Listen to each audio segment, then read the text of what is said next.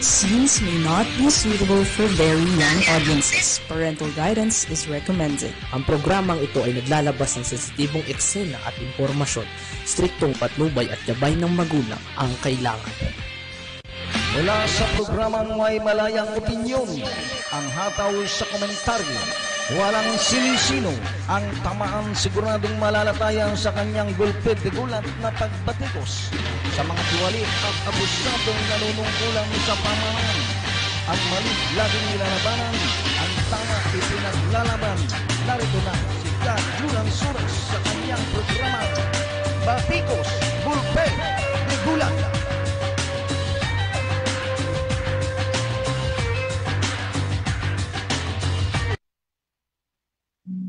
Okay, no, isang magandang hapon Pilipinas, Luzon, Visayas at Mindanao. Ayun, si Mabay sa atin yung maingay. Kailan tayo nagla-live, tsaka may nagpatugtog.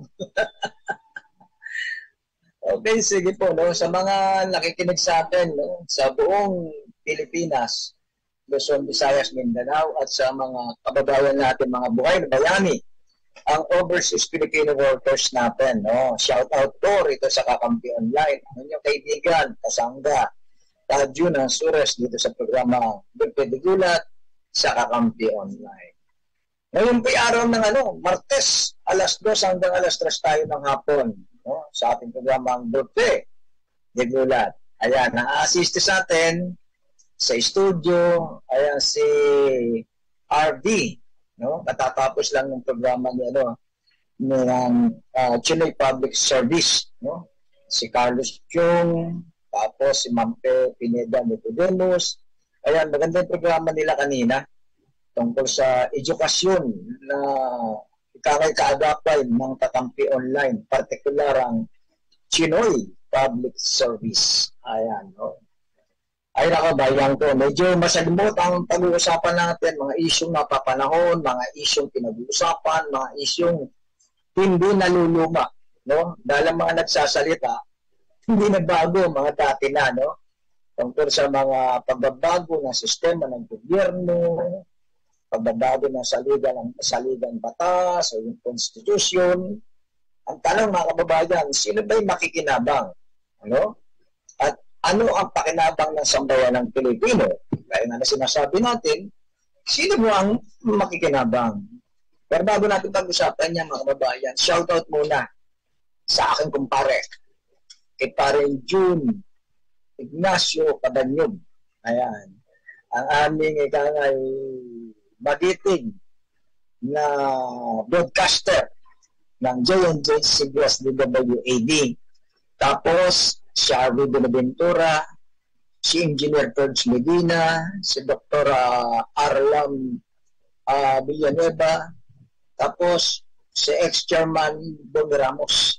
No? Sa lahat-lahat ng mga tumatangkilik sa J&J CBS DWAD. No? At siyempre, pagbati rin sa magdiriwang ng kaarawan. Ngayon, nagdiriwang ng kaarawan ngayon.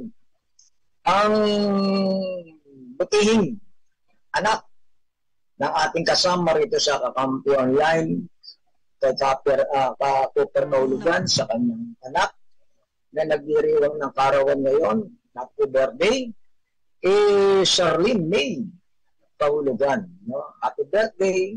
Sana marami pang birthday ang dumating sa iyo na malakas ka, masigla, malusog ang pangangatawan, gaya ng tatay. Si Cooper Kahulugan. No? Happy birthday. Alam niyo, bago tayo tumawag sa akin si Sir Cooper Kahulugan ng Tinig at Tintig, no, dito sa Kakampi. Ngayon, sabi niya, may idaraos na programa ang lungsod ng Maynila sa panguna po ni Manila Mayor Hani Lacuna sa kanilang barangay dyan sa Bacood. Alam mo yung Bacood, parang Santa Mesa na yan. District 6. Yung pong tawag po rito, kalinga ng Maynila. Hindi yata familiar si Sir Cooper Kahulugan doon sa programa ni Mayor Hani Lacuna kasi akala niya doon na sa barangay niya gagawin. Hindi po. Ang kalinga ng Maynila o Kalinga sa Maynila, idinadaos po yan kada barangay, kada zona. No? Meron po dyan, po yung isang yung Kalinga sa Maynila, meron po dyan compose ng ng tatlong barangay, kapag malaki, 2, 4, kapag maliit, kaya medyo 4 yan, 5. Kapag maliit, kapag malaki naman, 2 hanggang 3. Ginagawa yan sa bawat distrito. Tapos yan po sa Bacood, susunod naman yan sa ibang barangay. At marami pong mga serbisyong inilalatag po lang sa Maynila dyan. Sabi ko nga kay Cooper meron dyan sa mga senior citizen. No? Yung mga wala pang mga senior, pwede na kayo kumuha riyan. Palista kayo para sa mga matatanda na 60 years old. No? Yun naman pong mga lumang ID na, panahon pa ni ERAP, mapalitan nyo na po yan. Wala na si ERAP si Hani na.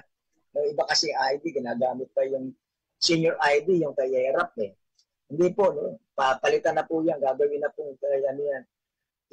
Mayor Hani Lacuna. No? Para bagong mayor,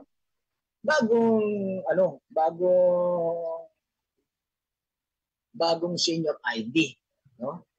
May tinitingnan ko rito para ma-share natin Wala rito RB, no? Para ma-share ko sa mga manonood sa atin. Wala yata yung Hindi ko makuha rito sa isang side natin para ma-share ko yung programa natin. No? Baka meron pong gusto makibahagi gusto sa programang tatalakayin ko tungkol po sa napapanahong mga issue. Unahin muna natin itong pulpo rito sa sa paano binutata. Tawag ba ron binutata? Kaya sinalag, ano ba pinakamaganda sabihin? Na ginawa po ni Senator Mig Subiri, no? Niligwak, ayun pala yun. Subiri, o si Senate President Mig Subiri, niligwak si Robin Hood Padilla sa issue ng Chacha. Ito po yung charter change, pagpapalit ba, magbabago, pag-amienda, pag sinabing amendment, mga kababayan, aamyendahan yung saligang batas. Itong 1987 na Constitution. Alam niyo ba yan? Kung ako po tatanungin tungkol dito sa issue ng saligang batas natin, particular itong charter change na gustong baguhin ni Senator Robin Hood Padilla. Dahil mabigat yung posisyon ni Senator Robin Hood Padilla. Ang committee niya, Senate Committee on Constitutional Amendment. Pagbabago, pag-aamienda ng saligang batas. Alam niyo po, hindi po basta-basta itong committee to, no, na inahawakan ng isang Robin Hood Padilla. No? Kasi pag sinabi mong pag-aamienda ng saligang batas, ang dapat umahawak po ng ganyang mga committee, abogado. May alam sa batas. Hindi ko po minemekos-mekos o hindi ko minemenos-menos itong si Robin Hood Padilla. Kasi ipagbabalitaktakan mo yan, ipaglalaban mo yung pag-aamienda ng saligang batas. Kung meron kang babaguhin, meron kang idadagdag, ipaglalaban mo. No, hindi basta sinabi na, gusto ko dito sa saligang batas na gusto ko baguhin itong ganitong portion itong ganitong batas, luma na to. Palitan natin ng bago. Hindi ganun. Hindi dahil gusto lang ng isang Robin Hood Padilla. Babaguhin mo yung Constitution. Medyo mabigat po yun, bagang ko. Marami kang makakalaban, makakatunggali, makakatagisang talino, usapin pagdating po sa pagbabago ng saligang batas. No? Ang daming magagaling na abogado po. Swerte nga, wala po si Senator Richard Gordon dyan. wala si Senator Franklin Drilon. Sigurado ko nang si Senator Drilon at Senator Gordon nandiyan po sa Senado, sigurado dudugong ilong ni Robin Hood Padilla. No? Dahil ang pinag-uusapan po rito, pag-amenda, yun ang sinasabi ko. Diba? Wala na. Yun po yung sinasabi niya. Pasensya na, brown out po. Sinasabi ko eh. Ayan, medyo adjustment mo na konti. Pasensya na po, nag-brown out. Minsan gusto ko pa sa studio. Pasensya na, nawala tuloy ako. Kaya mga kababayan, nasan ba ako? Ayun, pag-aamyenda ng saligang batas. Sabi ko nga, kung halimbawa po, si Senator Drilon, Senator Gordon, Senator Kiko Pangilinan, buti wala pa si mayapa pa si Senator Miriam Defensor Santiago. Sigurado po, hindi lang baka dumugo ang ilong ni Robin Hood Padilla. Baka dumula. Hindi lang dumugo, dumula. Dahil ang pinag-uusapan nga po, pag-aamyenda ng saligang batas. Kasi bayan, ang sinasabi rito sa batas na gustong amyendahan ni Robin Hood Padilla, para raw po mabago ang muka ng konstitusyon natin. Yung mga bagay na dapat alisin na. Yung mga dapat na idagdag, dapat idagdag na. No, ganun po yan mga kababayan. Pero paano? Kasi marami itong mga mambabatas na hindi pumapabor sa nasabing pagbabago nitong Constitution natin, pag-aamyenda sa 1987 Constitution. No? Dahil, ang iba riyan, bayan, no? Tatamaan yung kanilang interest. Kasi meron kang ililihis, meron kang itatago, meron kang hindi ipaalam na katotohanan. No? Kasi ang mga mangyayari po dyan yung personal interest. O sige, ipasok po natin yung charter change na yan. Yung pag-aamyenda ng 1987 Constitution. Ano ba yung nilalaman? Ito ba'y para sa benepisyo, pribileyo, ang sambayan ng Pilipino? Ang makikinabang ba, taong bayan? O ang makikinabang lamang yung mga nakaposisyon sa gobyerno? Kasi kapag sinabi yung pag-aamyenda ng saligang batas, laging sinasabi, laging nakasigit po dyan, yung term of position. No, yung kanilang termino sa kanilang mga katungkulan, sa kanilang posisyon sa gobyerno. Yun ang tatamaan bayan ko eh. Kasi mayroon pong sinasabi daw, kasi dapat ilatag kasi sa taong bayan eh, para hindi po nangangapa. Dagdag po sa kanilang mga posisyon, sa termino ng kanilang panunungkulan. Instead na 3 years lamang ang kanilang panunungkulan bilang congressman, bilang mayor, o bilang politiko, madadagdagan po. Di umano ng 2 taon, magiging 5 years. No? Tapos po, pwede ka pang parang sinasabi nga, madadagdagan ang iyong term of position. Instead na 3 years, 5 years, tapos pagdating sa presidente, imbis na 6 years, pwede pang maging 12 years. Pwede pang kumandidato uli. No?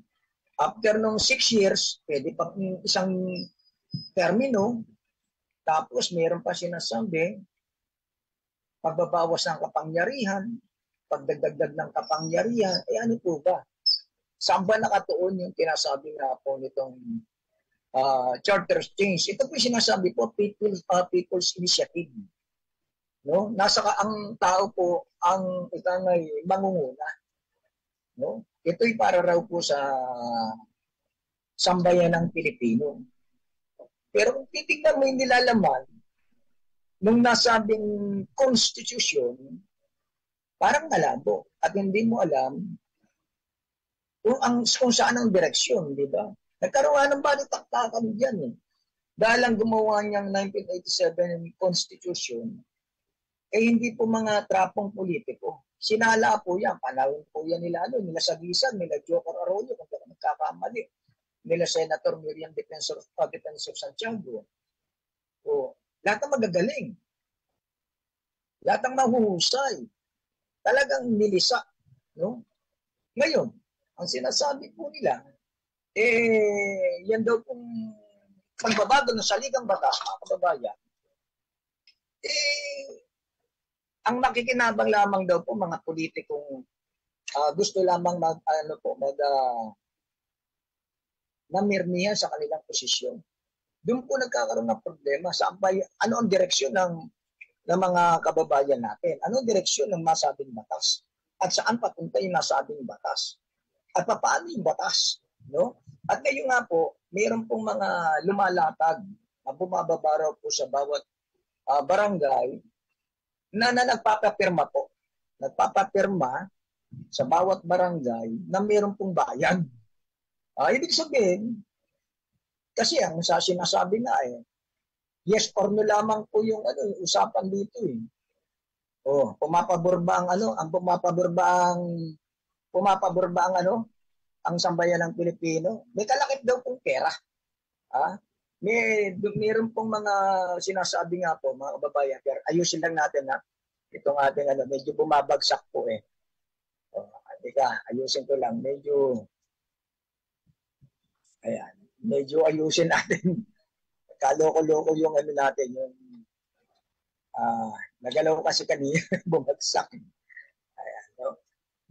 Ayan, ayusin ko lang. No? Kaya mga kababayan, sabi nga medyo ang tao natutuliro sa nasabi nga pong pag-aamyenda ng saligang batas. Na kung saan ba yan, sinasabi ko nga, in-stop, niligwak ni Senator Mig Zubiri, itong si Senator Robin Hood Padilla. Gaya nga na sinabi nga kanina, hindi po pwedeng gusto lang ng isang tao. Natatandaan ko pa yung sinabi ni Senator Robin Hood Padilla, kapag hindi napatupad itong pag-aamenda ng Constitution na kanyang pinangahawakan, na kanyang committee, magre-resign daw po siya bilang isang senador. Isipin niyan bayan ko, magre-resign po isang Robin Hood Padilla kung hindi raw po magiging ganap o mapapaganap ang isang saligang batas na kung saan mga kababayan, sasabi ko na naglolo ko yun. Nakabuhay ko. Ayan, sige.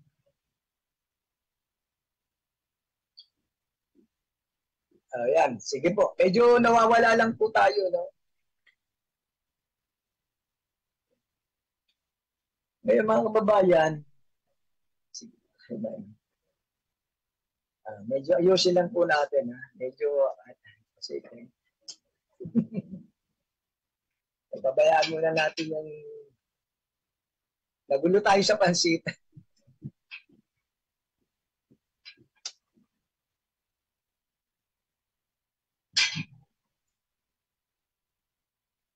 Ayan, pamanin.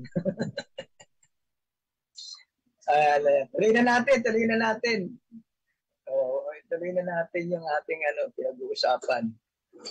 Nabablock out ako sa sa ganda pa naman ng topic ko. Sige, daanan na lang natin sa tawa yung inis. Pasensya na, RB, pasensya na. Okay, sige. Constitution na gustong baguhin ni Senator Robin Hood Padilla. Na sinalag naman po ni Senator Mig Zubiri na marami raw po na ika ngayon kontra sa nasabing pag-aamyenda nitong saligang batas. Actually ba yan isinulong ito sa mababang kapulungan Aprobado na po yung pagbabago nitong saligang batas Pero siya pwera rito mataas na kapulungan, partikular ang Senado. Pero ayon po rito sa sinabi ni Senator Mig Subiri, nagkausap na sila ni House Speaker Martin Romualdez kung saan hahayaan na lamang po ang mababang kapulungan ang magpasya kung ano nararapat para sa pag-aamyenda nitong saligang batas ng 1987 Constitution. Sana maging maliwanag at maayos yung gustong mangyari nitong mga nasa gobyerno. Kasi ang bandang huli, ang taong bayan ang palalagay sa alanganin. Kaya nga po sinushortcut nila People's Initiative ang sinasabi nila. Ibig sabihin, kagustuhan o pinili ng taong bayan. Hindi na po pinagdaan sa majority pagdidesisyon. Dahil dito nga po pinag-uusapan ng mga kababayan na mayroon pong bumababa na mga dokumento na pipirmahan po sa bawat barangay na walang paliwanag, na hindi alam kung ano yung magiging kahinatnan, di ba? Basta importante, inaprobahan ng mga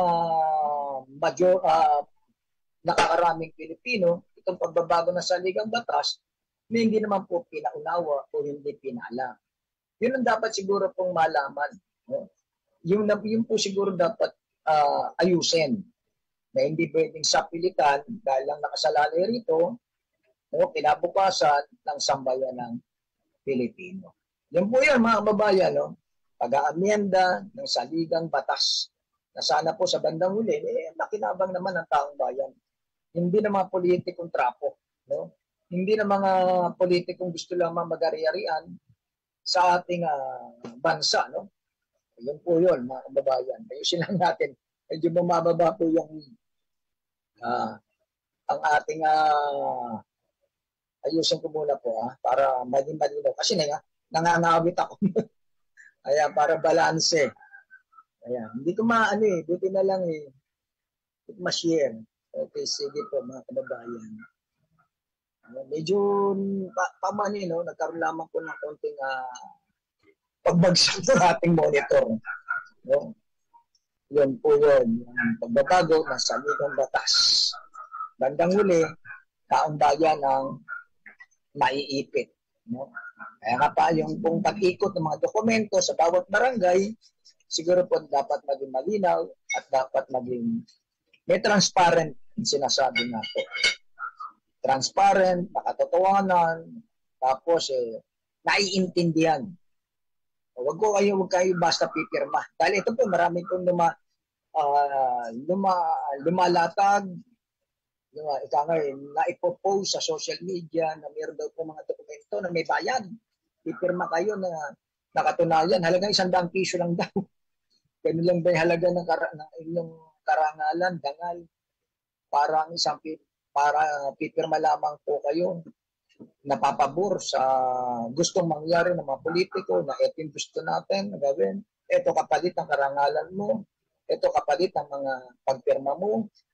Baguhin natin ang saligang batas sa halagang 100 piso. Ganun. Ay, nako ba? Bayan? Tubig na. At nakapalpa kayo, labot ko ngayon. Ayoko na. Susunod, dyan ako sa studio. Sabit.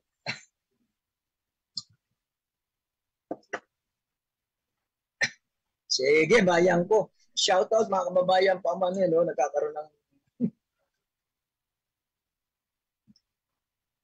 Sige po. So ulitin. Diyanis na tayo dito.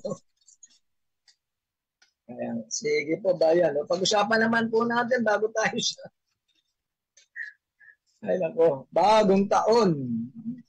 Sige po. Pag-usapan natin yung tungkol naman po rito sa sa nangyayari pong modernisasyon ng public utility vehicles, no? Na kung saan mga kababayan, pinangatawan na ng LTFRB, ng Land Transportation and Franchising Regulatory Board, na kung saan mga kababayan, hindi sila nagpasindak, no? hindi sila na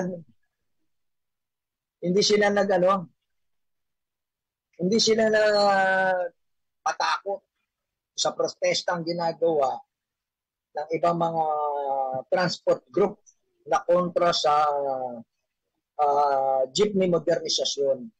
Talagang sabi ng LTFRB, walang makakapigil sa kanila para ipatupad yung tinatawag pong PUV modernisasyon. No? Ano po ba yan? Nakakain po ba yan? Hindi, mga babayan. Lahat naman tayo, no, nangangarap ng isang maunlad na transportasyon sa ating bansa. Number 1 po yan. Pagdating po sa kalakal, ekonomiya, laging number 1 po para unlad ang ekonomiya mo, para umusad, dapat maayos ang iyong transportasyon. No? Ngayon, kung ang sasakyan mo, bubulok-bulok, sisira-sira, at sinasabi nga ay nagiging dahilan pa ng mga mabagal na pag-usad na ekonomiya, dapat lamang po itong palitan. Ngayon mga kababayan, sa dami ng kumukontra, ang daming protesta. Sa dami ng mga kumukontra, iba-iba yung mga lumalabas na issue tungkol po sa PUV modernisasyon. Nabalita nga, kapag yan daw po ipinatupad yung public utility vehicles modernisasyon, ang pamasahe tataas. Sinasabi po magiging 40 pesos daw po ang pamasahe. Yun po para sa akin pagkakaunawa, hindi po pwedeng maging 40 pesos po ang pamasahe sa mga public utility vehicles. No? Hindi po pwedeng maging 40 kasi kapag bumabot ng 40, babagsak ang ekonomiya mo. Ha? Kasi sasabay mo yan sa sahod ng mga manggagawa. Kapag 40 pesos ang naging pamasahe, sigurado magulo po yan, bayan. No? Maraming kukontra, maraming sasalag, yun, dadami ang kukundina at magpoprotesta. Dahil nga po sa pagtaas ng pamasahe 40 pesos. Para sa atin, no? Yan po pang ano lang yun. Panggulat lamang po. No? Yan po para itong LTFRB, yung plano ng LTFRB para sa modernisasyon ng public utility vehicles, mayanig, no? Yung sinasabi nga, madiskaril. Ang tawag doon, madiskaril. Mga kababayan. Kasi isipin, 40 pesos, samantalang pamasahe ngayon, 13 pesos. Isasampa mo ng 40.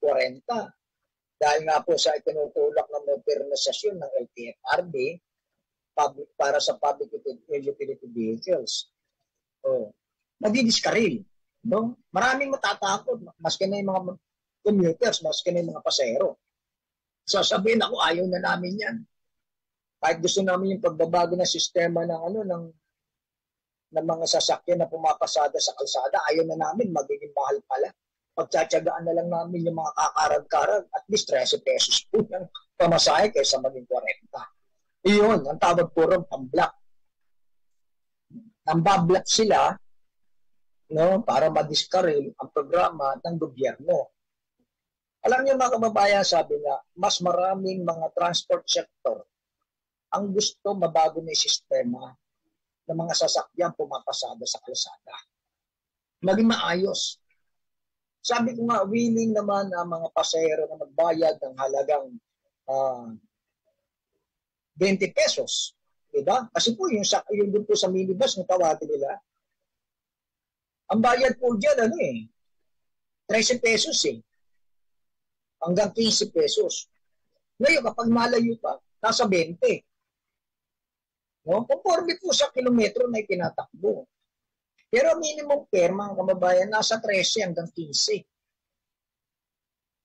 Ikukumpara mo doon sa 13 na tumatakbo itong mga dating mga sasakyan. No? Itong tinatawag nilang nakagisna na po natin yung traditional na sasakyan po ng ating ginagamit ngayon. Ngayon mga kababayan, kung tatanungin natin, no? Dahil ito naman sinasabi ng LTFRB, na hindi sila patitinag tungkol po sa pagbabago ng sistema ng mga sasakyan pumapasada sa kalsada. Dahil majority raw po ng mga sektor ng mga transport ay pumapayag. Ngayon mga traditional na sasakyan, na jeepney, talaga i-phase out na, lalo na yung bulok. Lalo na yung kakarag-karag. Dapat lamang kung mawala na yun at mapalitan ng bago. No?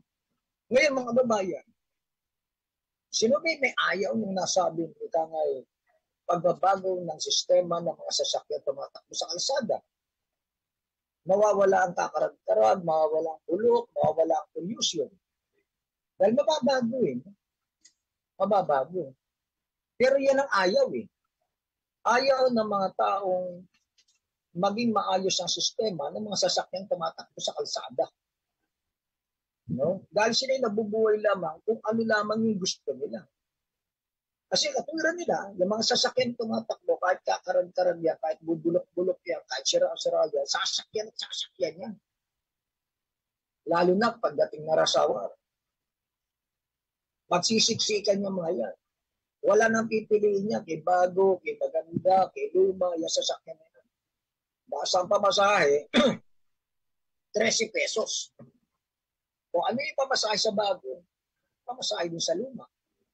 Kung ano pamasahe sa maayos na sasakyan, pamasahe sa bulok ng sasakyan. Ngayon ang sinasabi, na kumukontra, masyado raw mahal.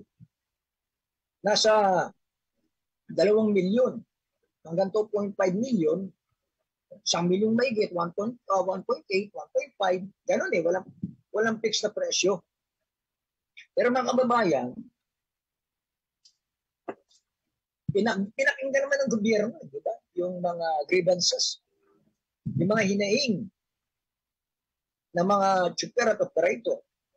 Sige, kung ayaw nyo na made in China, may issue pa nga dyan, di ba? Meron mga nangumisyon, may kumita. Ang ginawa ng gobyerno, pinakinggan naman sila. So sige, tangkilikin natin yung mga sasakyang gaya ng Francisco. Diba, Saraw. Mga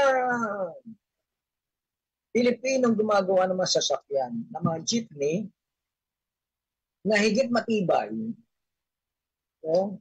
Higit na maayos, higit na itangay na babagay sa bansang Pilipinas, no? Yun po yun eh. At higit sa lahat mura. Ha? Yung sinasabi kong 2.5 million, 1.8 million, eh meron pong presyo ng 800,000 lamang mahigit, wala pang 1 milyon. Ibig sabihin ba yan? Umabor ang gobyerno na sa mababang presyo at sa mga produktong gawa sa atin. Yun po nga yung sasakyan na made na local na gawa po rito sa ating bansa. Meron pa rin kontra. May ayaw pa rin. May ayaw pa rin bayan kong Pilipinas. Kaya sinasabi, bakit kailangan dumaan sa kooperatiba? Bakit kailangan dumaan kung paano, kung sistema, pinagugulong? No? Pero mga kababayan, sabi ko nga, ang taong magulo niya hanggang dulo. Ang ayaw ng pagbabago, luma na yan hanggang katapusan. Kasi nakagawian na rin po ng mga iba natin. Huwag magagalit. Yung mga driver, operator, nasanay sila na wala silang iniintindi. Sasakay na lamang sila sa sasakyan, mabaho yan, kaya sasira yan, kaya ano pa man yung sasakyan na yan, sasakyan na lang nila. Maghihintay na lang sila ng pasahero na magbabayad sa kanila. Mga kababayan. Ngayon,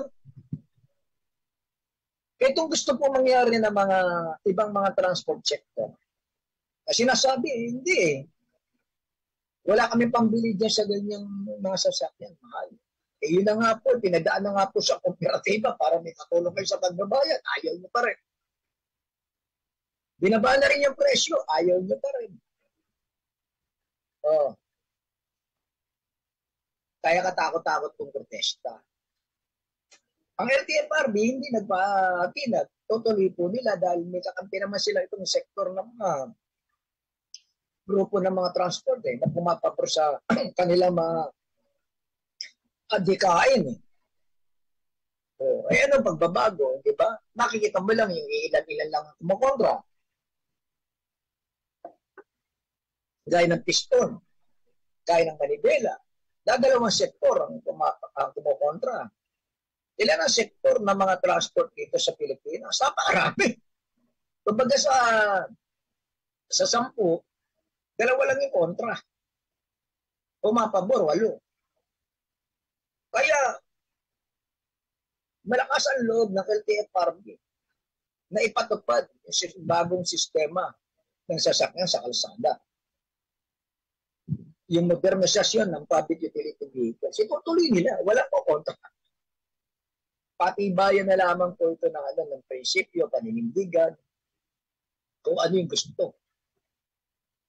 Hindi po ba ganun? Ganun ang mangyayari. Yun ang direksyon. Patibayan, ang banta nga po ng ng ibang mga sektor transport Yung kanilang mga sasakyan, babalagdag nila sa kalsada. Pababayaan na ron. Sabi nga, gobyerno pa ba tatakutin mo? Di ba? Kapag ayaw mo, pwedeng gawin private yan. Ipaprivatize yan. Kukuha na lang ng mga negosyante ng mga kapital para yung mga sektor ng mga pumapasada sa sasakyan maging pribado na. Wala namang masama Tingnan niyo mga kababayan. May nakakausap ako mga driver. Sila, bago kumita, talagang kailangan naghahabol ka ng tawag dito, boundary.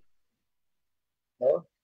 Naghahabol ka ng boundary, and then kapag short ka sa boundary, mag-iisip ka na ngayon, paano ka makakapag-boundary? Andun gumawa ka ng cutting trick. Andun manggulang ka sa biyahe. Kasi naghahabol ka ng boundary. Naghahabol ka rin, nakikitain mo. Ngayon mga kababayan, kung ikaw ay nasa modernong sasakyan, itong public utility vehicles, hindi mo kailangan makipag-haragan sa kalsada. Bagamat sinasabi nga, kailangan meron pang abutin mo yung ganito. Parang kayo nagbaboundary. Meron kang sinasabing kota. At may oras kung paano ka lalabas. At hindi mo kailangan na manggulang sa kalsada. Hindi mo kailangan mamburaot, sabi nga. Dahil ang mangyayari nga, swelduan ang isang driver. Magiging swelduan na lamang po siya. Maganda po ang benepisyo ng isang mga pumapasada sa mga jeepney moderno.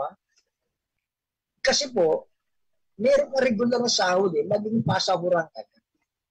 May sweldo ka na. Hindi mo na kailangan mangburaot sa kalsada para ka lang kumita. Meron ka na sweldo. Siyempre, kapag sinusweldo ka, magtatrabaho ka. Pagtatrabahuan mo yung pagpasada mo na sasakyan. Di ba? Alam ka naman pasweldohin ka nang wala kang boundary. Alam nga pasweldohin ka nang wala kang ginagawa. Ganun ganun yung mga lumang tradisyon. Lalabas ako na lang 2:00 para hindi na mainit. lalabas akong ganitong oras, sahabulin ko na lang yung boundary, tapos yung sobra akin. Walang ganon. Kasi magkakaroon ka ng obligasyon sa sarili mo. Magkakaroon ka ng disiplina. Kung dati nanlilimahid ka, sasakay ka sa jeep, kahit amoy suka ka, amoy anghit ka, pwede. Kasi jeep mo yun eh, di ba? Wala kang malasakit doon, wala kang malasakit sa sasakyan, wala ka rin malasakit sa pasero. Eh, sumanigarilyo ka sa loob ng sasakyan, wala kang pakialam. Bahala na maapektuhan yung mga pasahero mo.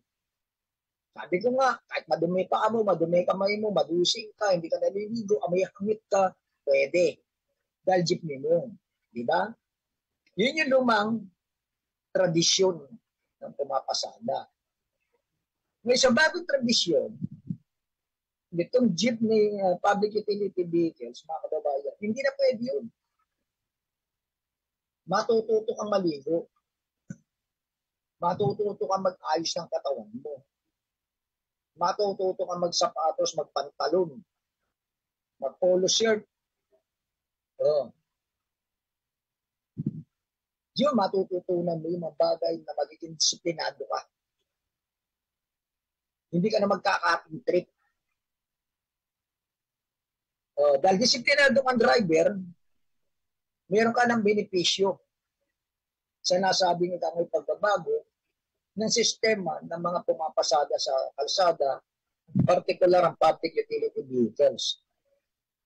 No? Magkakaroon ng benepisyo, meron kang SS, meron kang GSIS, may PhilHealth ka. O, yun ang makukuha mo. Kasi para empleyado ka na, hindi ka na driver na ordinaryo. Empleyado ka na. Magkakaroon ka na ng disiplina sa sarili. Kaya yun ang ayaw nitong mga nagpuprotesta sa kalsada. Ito yung mga ayaw nung maayos na biyahe sa kalsada. Kaya nga po, paulit-ulit natin itong sinasabi na yung may hangganan din, di ba? Kasi umuusad ang panahon. Sa pag-usad ng panahon, kailangan na pagbabago ng sistema ng pagpapasada. Eh bakit naman yung ibang mga driver sumasang-ayon sa nasabi nito ngay public utility vehicle modernization? Bakit sila payag? Kasi itong mga driver na to, naiintindihan nila. No? Hindi habang panahon, bulok sa sasakyan nila. Hindi habang panahon, ang kanilang kultura sa pagmamaneho, yung pagbuburaot. Ito po ba yun? Kaya nga po lumalaban ng LTFRB. Kasi mas kukunti ang umaayaw sa PUB modernisasyon. Dadalawang sektor po ang pumapayag. Ilang sektor po ang transport sa buong Pilipinas. Ang dami niyan. Ang sinasabi nila, mawawalan po ng prangkisa. Hindi, ang prangkisa mo, nasa iyo pa rin. Kapag ikaw ay nasa na tinatawag po na consolidation, na tinatawag nila rin, no? Makikipag-ugnayan ka sa sa LTF party. No, na para i-consolidate yung sasakyan mo. Makikipag-ugnayan ka. Ngayon kapag halimbawa sumang-ayon ng LTFRB at consolidation na yung pinag-uusapan at magiging maayos na sistema ng pagmamaneho ito, nagkakaroon ng pagkakasunduan ng LTFRB ang operator. Nandun po yun. Ngayon kung hindi ka makikipag-usap, makikipag-ugnayan sa natura ahensya like LTFRB, ayun, andun ang problema. Hindi ka sumasang-ayon. So, mawawalan ka ng prangkisa. Ngayon, sinasabi ko, hindi ang prangkisa mawawala sa amin. Nandun ang prangkisa, yung lang. Hindi nakabit. Hindi nakabit-kabit. Hindi nasabit-sabit, di ba? Ang lumang tradisyon ng prangkisa, ganito eh. Isang sasakyan na may linya, ang nakakabit po ron 5 jeep. Sa isang jeep na mayroon pong linya, 5 ang kumakabit doon. Ang tawag po rin ba yung kukulorong. Ang daming walang linya po na pumapasada sa kalsada. Mas marami ang koloron kaysa sa lihitibong meron kang kaysa. Nakakausap ko po ilang driver. Sabi po, kapag pinatupad yung pagbabawal ng mga sasakyan at pag pinatupad yung modernisasyon ng mga jeepney, sigurado raw po sa 100% mga tumatakbong mga sasakyan, 20 lamang ang matitirang may prangkisa. Karamihan dyan, koloron. Masakit po dyan, sabi pa rin ng driver. Marami nga rito sabi, ito, babanggitin ko na po, yung Sangandaang Divisoria. Wala pa yung tinatawag na papuntang Pasay, papunta sa studio namin. Marami dyan, bayan ko. No? Wala pong prangkisa, wala pong rehistro, ang driver, wala rin lisensya. So, ano po yung mababago? Mababago, aayos ang gobyerno, aayos ang kalsada, aayos ang pumapasada. Yun po yung nagiging problema. Yun ang ayaw. Pinangatawan po ng LTFRB, hindi, tutuloy namin to. Magalit na kayo kung magagalit kayo. Magprotesta na kayo kung gusto nyo magprotesta. Ngayon, napag-usapan natin yan. Punta naman tayo sa iba. Tungkol po naman sa mga driver natin na umaangal po. Na tungkol po sa mga lisensyang plastic. No? Kasi sinasabi nga po rito, bayan po, ang DOTR, Department of Transportation, ang LTO, ang Land Transportation Office, paasa sa 4 million plastic license. Wala pong, backlog eh. Kung sa wala eh. Kulang. No? Naubusan na po ng plastic card para sa driver's license ang Land Transportation Office. Alam niyo ba, yan ko isa pang dapat talampagin itong LTO.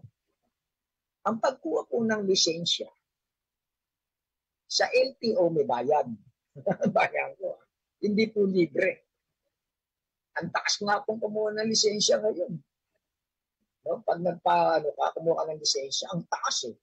Kaya kung maniniwala pa, siguro kung halimbawa po, panahon pa ni Kopong pagkuha ng driver's license, maniniwala po ko talagang kakapusin ng LTO.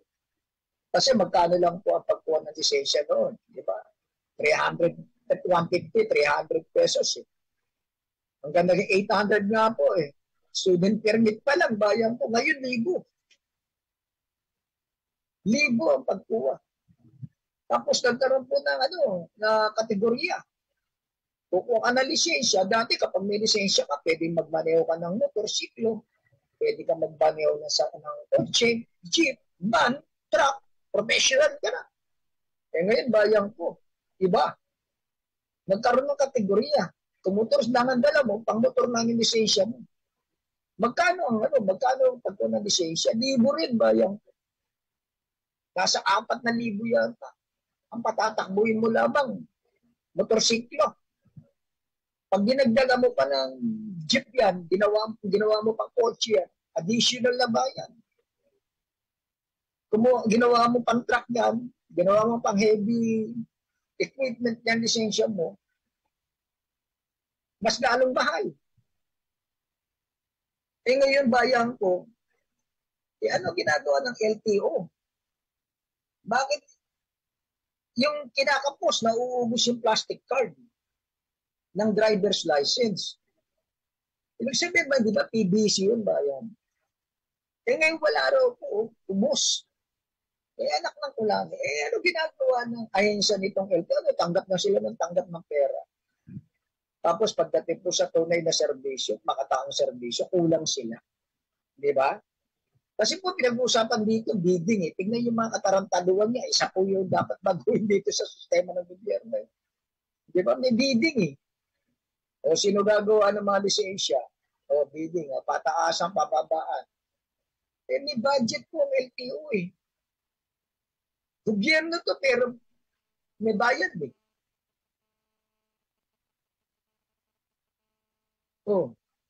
Paano na? Di ba? Anong klaseng sistema? Ano ba yung nagpapahirap dito sa LTO? Bakit halos sinasabi mo, ubus ang plastic card para sa driver's license. At naghanap sila ng mga sponsor. Naghanap sila ng magbibigay. Gaya nga po yung may sinasabing donation. Na sinasabi, itong si hindi rin magamit ng LTO ang donasyon ng 4 milyong plastic card habang wala pang basbas ang Office of the Solicitor General sa legalidad ng donasyon. Tignan niyo po ito mga kulangot na to, bayan, di ba? Donate ka na. Nag-donate na sa iyo. Nung sinabing donate, donasyon, di ba? Binigay. Tapos dadaan pa sa Solicitor General. Ano yung hintay ng Solicitor General na to? Ano yung hintay nito? Binigay na sa iyo. Donasyon eh. Pag sinabing donasyon, binigay. Tapos meron pa palang pinag-usapan na legalidad. Ano ito? Ano yung legal sa... illegal ba yung pagdudunig? Di ba? Binigay ka na nga. Hindi ka nagagastos eh. Donasyon na nga yung sinasabi. Bakit? Hindi pa maipamigay doon sa dapat bigyan ng driver's license. Ano inihintay, di ba? Sinasabi ko, ito na naman tayo sa red tape. Ito na naman tayo. Walang pribilyo, walang benepisyo para sa kay Juan, kay Pedro, ayun, hindi uusan. Andun pa rin yung sistemang pangit. Kaya ang lisensya po ng mga driver ngayon, typewriting. Kalaki, di ba? Nilulupi. Akala ko wala na tayong problema to pagdating sa driver's license. Andun pa rin pala ang problema. Andun pala yung sistemang bulok. Akala natin maayos na, di ba? Pagpapatakbo ng gobyerno. Ito pa lamang sinasabi na, ang problema natin sa public utility vehicles, modernisasyon, nagkakaroon tuloy ng katwiran dito mga kulangot ng mga ilang mga tiwaliring mga drivers. Ba't kami gusto namin magmaneho? Gusto namin mabuhay. Pero wala kami lisensya. Sino may problema? Gusto namin kumuha ng lisensya. Wala kayong lisensya ibibigay. Alam nga na magutom ang aming pamilya. Dahil lamang sa lisensya na willing naman kaming kumuha. Willing naman kaming magbayad. Pero wala naman kayo ma-produce na lisensya para gamitin namin.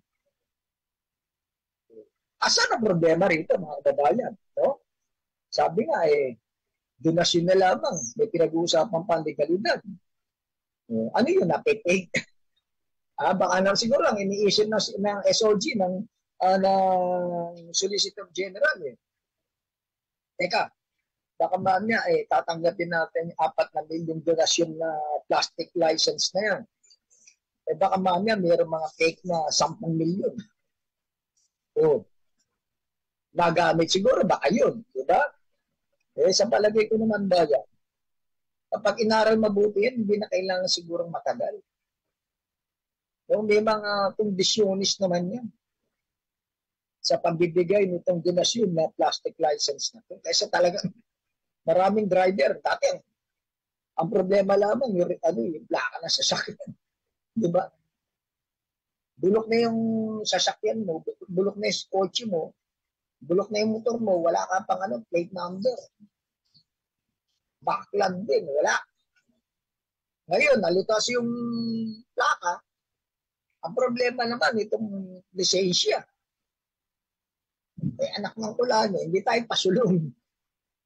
Paurong tayo, mga kababayan. Paatras. Di ba? Paatras sa sistema natin.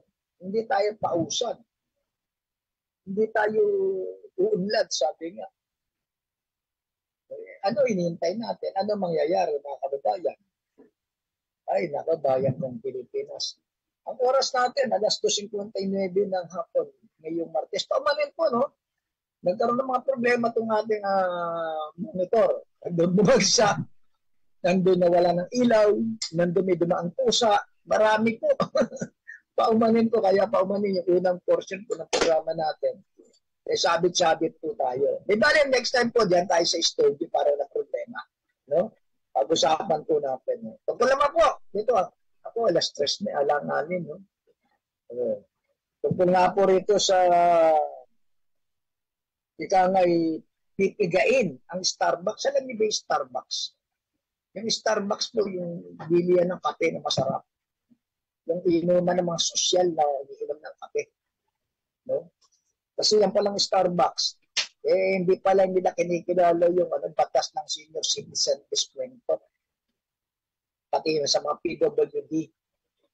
Wala silang pakialam kung senior citizen ka, person with disabilities ka, wala sa iyo yung 20% discount. Kaya yan yata po yung titigain ng gobyerno kasi may batas eh. Pero bayan, sabi ko nga, hindi lamang ang Starbucks ang hindi nagbibigay ng 20% discount. Marami rin. O punta ka ng bakery, punta ka ng bake shop. O, ang kanilang mga diskwento lamang yung tasty, yung pan. Pero kapag bumili ka ng ibang produkto, walang discount. Bumili ka ng mamon, walang discount. Bumili ka ng, ang tawag din, samada, bumili ka ng ibang produkto doon sa big shop, walang diskwento. Ang diskwento lamang nila, yung pan, yung tasty. Siguro dapat maging malinaw naman po para sa lahat. No? Ilatag nyo po naman. Tapos meron naman po, hindi, mura na yan. Bababa na yan. Kaya yung less mo, wala na. Kasi mura na yun. Alusot po yun.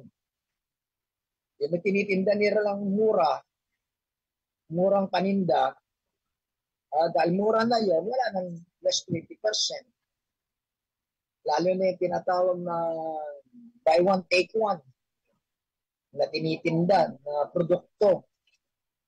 Wala na po diskwento yun. Kasi buy one, take one na raw po. Yung mga kababayan, dapat maging malinaw.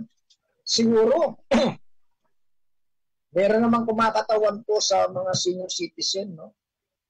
Dapat bigyan po ng pag-intindi. No? Pagbibigay ng ng pansin.